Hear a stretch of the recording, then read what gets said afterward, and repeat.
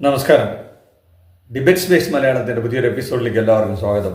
പൊതുവെ നമ്മുടെ ഈ ചാനലിൽ നമ്മൾ രാഷ്ട്രീയ സാമൂഹിക വിഷയങ്ങളാണ് ചർച്ച ചെയ്യാറുള്ളത്. ഇന്നും നമ്മൾ രാഷ്ട്രീയം തന്നെയാണ് പറയുന്നത്. ഈ രാഷ്ട്രീയത്തിലൊരു പ്രത്യേകതയുണ്ട്. ഒരു മനുഷ്യൻ ഈ ഭൂമിയിൽ ജനിച്ചു കഴിഞ്ഞാൽ ഏറ്റവും കൂടുതൽ ആഗ്രഹിക്കുന്നത് എന്താണ്? ഈ ഭൂമിയിൽ ജീവിക്കുന്നിടത്തോളം കാലം സന്തോഷവാനായി കഴിയുക എന്നുള്ളതാണ്. അപ്പം നമ്മളെല്ലാം ഇവിടെ ഭാരതീയരായി ഇന്ത്യയിലാണ് ജനിച്ചിരിക്കുന്നത്. ഇന്ത്യയിൽ നമ്മളെല്ലാം സന്തോഷത്തോടു കൂടെ കഴിയുന്നുണ്ടോ എന്നുള്ളതാണ്.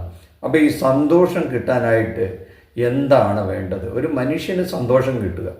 കുറേ ധനമുണ്ടായാൽ സന്തോഷം ഉണ്ടാവുമോ? അല്ലെങ്കിൽ വലിയൊരു വീട് വെച്ചാൽ സന്തോഷം കിട്ടുമോ? അല്ലെങ്കിൽ വലിയൊരു വാഹനം വാങ്ങിയാൽ സന്തോഷം കിട്ടുമോ? അതോ നല്ല വിദ്യാഭ്യാസം നേടിയാൽ സന്തോഷം കിട്ടുമോ? അതോ നല്ലൊരു കുടുംബാന്തരീക്ഷം ഉണ്ടായാൽ സന്തോഷം കിട്ടുമോ? ഇങ്ങനെ 100 ചോദ്യങ്ങൾ നമ്മളെ മുന്നിലേക്ക് വന്നേക്കാം. ഇത്തരം വിഷയങ്ങളാണോ നമ്മളെ സന്തോഷം ഉണ്ടാക്കുന്നത്? എന്നാൽ ലോകത്തിൽ ഈ ഹാപ്പിനെസ് ഇൻഡെക്സ് എന്ന് പറഞ്ഞിട്ടൊരു സംഭവമുണ്ട്. അത് കുറച്ചൊരു 4-5 ഫാക്ടറുകളെ അടിസ്ഥാനപ്പെടുത്തിയ അതെന്താണെന്ന് നമുക്കൊന്ന് പറയാം. ഒരു രാജ്യം, ആ രാജ്യത്തെ ജനങ്ങൾ ഏറ്റവും ഹാപ്പിയായി ജീവിക്കുന്നു എന്ന് കാണുന്നത് ഒരു 4-5 കാര്യങ്ങളെ വെച്ചാണ്. അത് ഒന്ന്, ഒരു ഘടകം, ഒരു സോഷ്യൽ സപ്പോർട്ട്. ഒരു പ്രശ്നമുണ്ടായി കഴിഞ്ഞാൽ എത്രത്തോളം ആ രാജ്യത്ത് ഒരു സോഷ്യൽ സപ്പോർട്ട്, ജനങ്ങൾ തമ്മിൽ ഒരു സോഷ്യൽ സപ്പോർട്ട് ഉണ്ട്. അതൊരു പ്രധാന ഘടകമാണ് അത്രേ നമ്മുടെ ഈ സന്തോഷത്തിൻ്റെ ഇൻഡെക്സ് കണക്കാക്കാനായിട്ട്. മറ്റൊരു ഘടകം ആ രാജ്യത്തെ GDP ആണ്. എത്രത്തോളം ഗ്രോസ് ഡൊമസ്റ്റിക് പ്രൊഡക്റ്റ് എന്ന് പറഞ്ഞാൽ അവിടുത്തെ ഉൽപ്പാദനം, ആ രാജ്യത്തിന് വേണ്ട സാധനങ്ങൾ അവിടെ എത്രത്തോളം ഉൽപ്പാദിപ്പിക്കപ്പെടുന്നുണ്ട്, അതാണ് എന്ന് പറഞ്ഞാൽ നമ്മുടെ സാമൂഹിക ചുറ്റുപാടുകൾ, ഭക്ഷണം, വസ്ത്രം, ഈ പറയുന്നതെല്ലാം തന്നെ നേരത്തെ ഈ നമ്മൾ പറഞ്ഞ എല്ലാ കാര്യങ്ങളും, ജീവിത സൗകര്യങ്ങളൊക്കെ എത്രത്തോളം അവിടെ ഉണ്ട്. പിന്നെ മൂന്നാമത് ഹെൽത്ത്, ലൈഫ്, നമ്മുടെ ആരോഗ്യമുള്ള ജനതയുണ്ടോ, നമ്മുടെ ആരോഗ്യം എത്രത്തോളമുണ്ട്. വേറൊന്ന് freedom of life. Freedom of life എന്ന് പറഞ്ഞാൽ നമ്മുടെ ഇഷ്ടത്തിനനുസരിച്ച് നമുക്ക് ജീവിക്കാൻ പറ്റുന്നുണ്ടോ? ഒരു വിവേചനങ്ങളും ഇല്ലാതെ, ഒരു അടിച്ചമർത്തലും ഇല്ലാതെ, ഒരു തരത്തിലുള്ള ചൂഷണങ്ങളും ഇല്ലാതെ നമുക്ക് അവിടെ ഒരു ഫ്രീഡം ഓഫ് ലൈഫ് ഉണ്ടോ? അപ്പം പ്രധാനപ്പെട്ട 3 ഘടകങ്ങൾ ഇപ്പം നമ്മൾ പറഞ്ഞു കഴിഞ്ഞു. ഇനി 4ാമത്തെ കാര്യം എന്ന് പറഞ്ഞാൽ എന്താണ്? ജനറോസിറ്റിയുള്ള ജനമാണോ എന്ന് പറഞ്ഞ ഒരു സഹജീവി സ്നേഹം, ഒരു ജനറസ് ആണോ? ആ നാട്ടിലെ ജനങ്ങൾ എത്രമാത്രം ജനറോസിറ്റി ഉള്ളവരാണ്? നമ്മൾ ആദ്യം പറഞ്ഞ ഘടകത്തിൻ്റെ എന്ന് പറഞ്ഞാൽ ഏതാണ്ട് സോഷ്യൽ സപ്പോർട്ടിൻ്റെ മറ്റൊരു തരത്തിലുള്ള ഒരു ഉപവിഭാഗമാണ് ഈ ജനറോസിറ്റി എന്ന് പറയുന്നത്.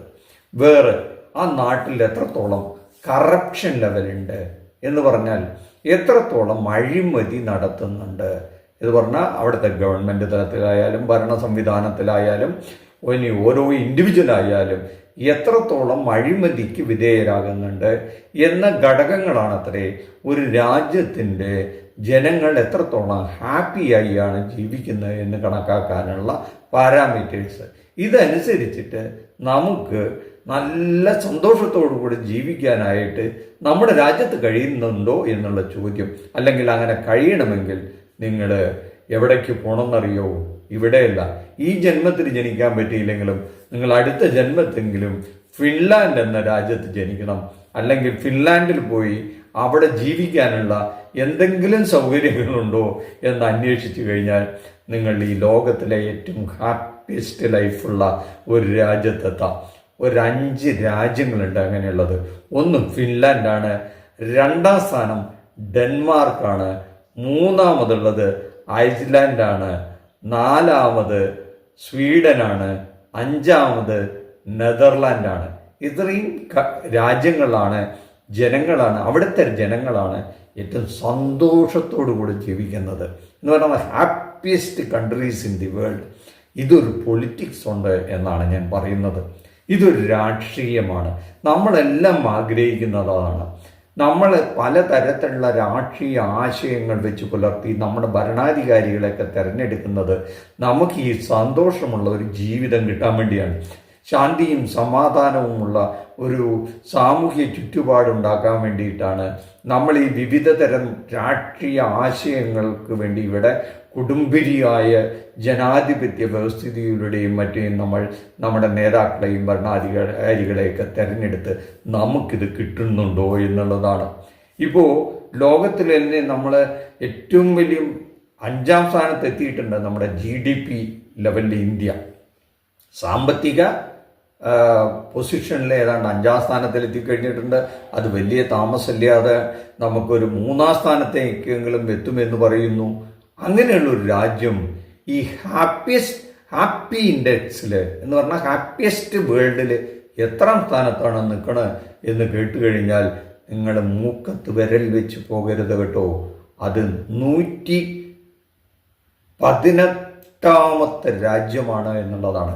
ഏതാണ്ട് ഒരു 147 രാജ്യങ്ങളിലെ കണക്ക് ആണ് അവൈലബിൾ ആയിട്ടുള്ളത് ലോകത്തിലുള്ളത്. അതിൽ 118ാമത്തെ രാജ്യമായിട്ടാണ് ഈ ഹാപ്പിയസ്റ്റ് ഇൻഡെക്സ് എന്ന് പറഞ്ഞാൽ. ഇത്രയൊക്കെ ലോകത്തിലെ 3ാമത്തെ സാമ്പത്തിക സ്ഥിതിയുള്ള രാജ്യമാകാൻ നമ്മൾ ശ്രമിക്കുമ്പോഴും ഈ ജനങ്ങളുടെ സംതൃപ്തി അല്ലെങ്കിൽ ഹാപ്പിയസ്റ്റ് ലൈഫ് എന്ന് പറയുന്നത് 118ാമത്തെയാണ്. എന്തുകൊണ്ടാണ് ഈ Finland, Denmark, Netherland, Sweden, island അല്ലെങ്കിൽ ഇവരെല്ലാം വലിയ തോതിലുള്ള ഹാപ്പിയസ്റ്റ് ഇൻഡെക്സ് മെയിൻറ്റെയിൻ ചെയ്യുന്ന രാജ്യങ്ങളാണ് എന്ന് ചോദിച്ചാൽ നേരത്തെ പറഞ്ഞ ഘടകങ്ങളിലെല്ലാം തന്നെ അവരുടെ 1ാം സ്ഥാനത്താണെന്നുള്ളതാണ്. ഇത് നോക്കിയപ്പോഴാണ് എന്തുകൊണ്ടാണ് ഈ രാജ്യങ്ങളിൽ ഇങ്ങനെ ഒരു സ്ഥിതി ഉണ്ടാകാനുള്ള കാരണം എന്ന് വെച്ചാൽ ഇവിടെയെല്ലാം കോമൺ ആയി വർക്ക് ചെയ്യുന്ന 1-2 കാര്യങ്ങൾ ശ്രദ്ധിച്ചു കേട്ടോ. അത് വേറൊന്നുമല്ല, ഏറ്റവും കുറവ് മതവിശ്വാസമുള്ള രാജ്യങ്ങളുടെ പട്ടികയിൽ ഇവരെല്ലാം ഏകദേശം പെടുന്നുണ്ട്. എന്ന് പറഞ്ഞാൽ അവിടെ മതങ്ങളില്ല എന്ന് നിങ്ങൾ വിശ്വസിക്കേണ്ട. ഇപ്പം ഏറ്റവും ലോകത്തിലെ മതവിശ്വാസം ഇല്ലാത്ത രാജ്യം ഏതാണെന്ന് ചോദിച്ചു കഴിഞ്ഞാൽ അത് സ്വീഡനാണ്. മതവിശ്വാസികളുടെ എണ്ണം അവിടെ വളരെ വളരെ വളരെ ഭൂരിഭാഗം ആൾക്കാരും അവിടെ മതമില്ലാത്തവരാണ്. സ്വീഡൻ 4ാം സ്ഥാനത്താണ് ഹാപ്പിയസ്റ്റ് ഇൻഡെക്സിലെങ്കിലും അവിടെ ഭൂരിപക്ഷം പേരും ഒരു മതത്തിലും വിശ്വസിക്കുന്നില്ല എന്നുള്ളതാണ് പ്രത്യേകത. അതുപോലെ തന്നെ ഫിൻലാൻഡ് 1ാം സ്ഥാനത്ത് നിൽക്കുന്ന ഫിൻലാൻഡിൽ ഏതാണ്ട് 60-70% പേര് ഇവാഞ്ചലിക്കൽ ക്രിസ്ത്യൻ വിഭാഗത്തിലുള്ളവരാണ്. എന്ന് പറഞ്ഞാൽ ക്രിസ്ത്യൻ കമ്മ്യൂണിറ്റിയിലെ ഒരു വിഭാഗത്തിലുള്ളവരാണ്. ഇവരിൽ ബഹുഭൂരിപക്ഷവും ക്രിസ്ത്യൻ പ്രാക്ടീസ് ചെയ്യുന്നവരേ അല്ല. അവരൊക്കെ ഈ വിഭാഗത്തിൽപ്പെട്ടവരാണെങ്കിലും ആ ക്രിസ്ത്യാനിറ്റി പ്രാക്ടീസ് ചെയ്യുന്നവരല്ല. എന്ന് പറഞ്ഞാൽ പള്ളിയിൽ പോവുകയോ അല്ലെങ്കിൽ കുർബാന കൊള്ളുകയോ എല്ലാ വാരങ്ങളിലും പള്ളിയിൽ പോകുന്നവരെന്ന അവസ്ഥ അവിടെയില്ല. എന്ന് വെച്ചാൽ അവരെല്ലാം തന്നെ ഒരു മതേതര സ്വഭാവം വെച്ച് പുലർത്തുന്നവരാണ്. ഏതാണ്ട് 30-35% ജനങ്ങൾക്കും അവിടെ മതമേ ഇല്ല എന്നുള്ളതാണ് അതിനർത്ഥം. ഏതാണ്ട് പകുതിയോളം എത്താൻ പോകുന്നു എന്നർത്ഥം. അപ്പോൾ ഇത് ഞാൻ പറഞ്ഞ 2 രാജ്യങ്ങൾ ലോകത്തിലെ ഏറ്റവും സന്തോഷം നിറഞ്ഞ 2 രാജ്യങ്ങളിലെ കോമൺ ആയി കാണുന്ന ഒരു പ്രത്യേകത നിങ്ങളുടെ മുന്നിൽ പറഞ്ഞു എന്ന് മാത്രം. ഇനി 3ാമത്തെ ഒരു ഡെൻമാർക്കാണ്. ഡെൻമാർക്ക് എന്ന് പറഞ്ഞാൽ ഹാപ്പിയസ്റ്റ് റാങ്കിങ്ങിൽ 2ാമത് നിൽക്കുന്ന രാജ്യത്തിൻ്റെ എന്താണെന്ന് അറിയാമോ?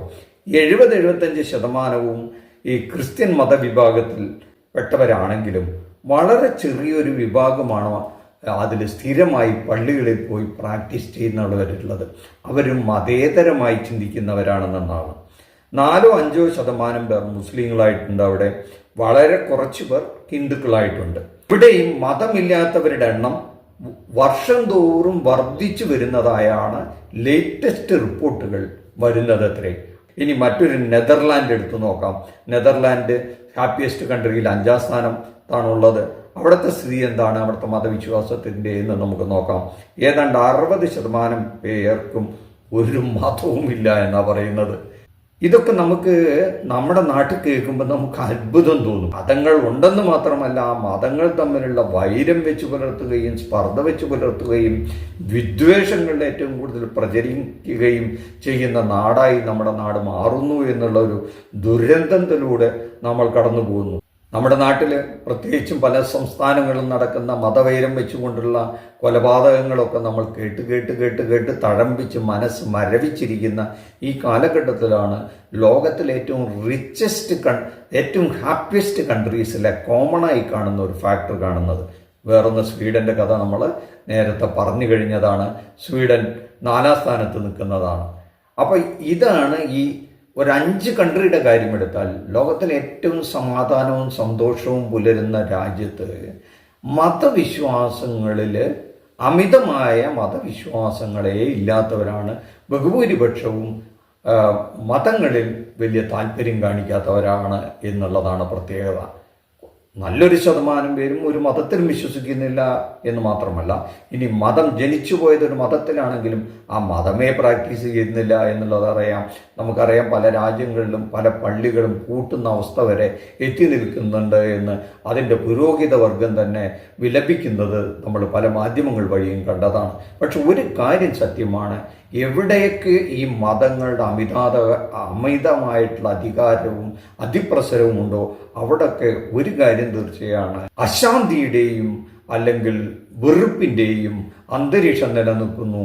അത് പലപ്പോഴും രാജ്യങ്ങളും ജനങ്ങളും തമ്മിലുള്ള യുദ്ധങ്ങളിലേക്ക് പോലും നയിക്കുന്നുണ്ട് എന്നുള്ളൊരു യാഥാർത്ഥ്യം നമ്മൾ കണ്ടതുകൊണ്ടുകൂടിയാണ് നമ്മൾ ഈ വീഡിയോയിൽ ഇത്രയും കാര്യം പറഞ്ഞത്. ഇതൊരു രാഷ്ട്രീയമാണ്, ഇത് നമ്മൾ ആലോചിക്കേണ്ട ഒരു വിഷയമാണ്. നമ്മുടെ രാജ്യത്തും ഇത്തരത്തിലുള്ള അമിതമായ മതാന്ധത നമ്മളെ ബാധിക്കുന്നുണ്ടോ? നാൾ ചെല്ലും തോറും അത് കൂടിക്കൂടി വന്ന് നമ്മൾ ചില മതവൈരങ്ങളിലേക്കും മതബോധങ്ങളിലേക്കും പോയി കൂടുതൽ അപകടങ്ങളിലേക്ക് പോകുന്നുണ്ടോ എന്നുള്ളത് ഓരോരുത്തരും ആലോചിക്കണമെന്ന് അവനവൻ ആലോചിക്കേണ്ടതാണ്. മതവിശ്വാസങ്ങളോ ആചരിക്കുന്നതോ ആചരിക്കുന്നതോ ഒന്നും തെറ്റാണെന്നല്ല പറയുന്നത്. അത് പലപ്പോഴും ഇന്ത്യ പോലെ ഒരു രാജ്യത്ത് അശാന്തി വളർത്തുന്നതിൽ വലിയ പങ്ക് വഹിക്കുന്നുണ്ടോ എന്ന് നമ്മൾ ആലോചിക്കണം. കാരണം ഈ ഹാപ്പിയസ്റ്റ് ഇൻഡെക്സിൽ ഇന്ത്യ 118 സ്ഥാനത്താണ് ഇപ്പോൾ നിൽക്കുന്നത് എന്നുള്ളത് കാണിക്കണം.